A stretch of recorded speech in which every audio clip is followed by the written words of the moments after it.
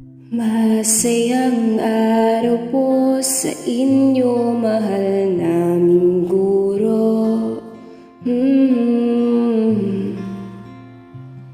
Handog ko ay pagbati, pati pagpupunyagi sa katulad ninyo.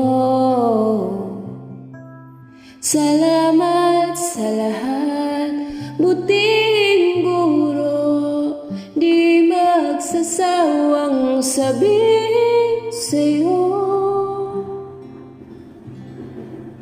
Salamat guro, sa bawat araw, mga pangaral mo ay aming tanglaw.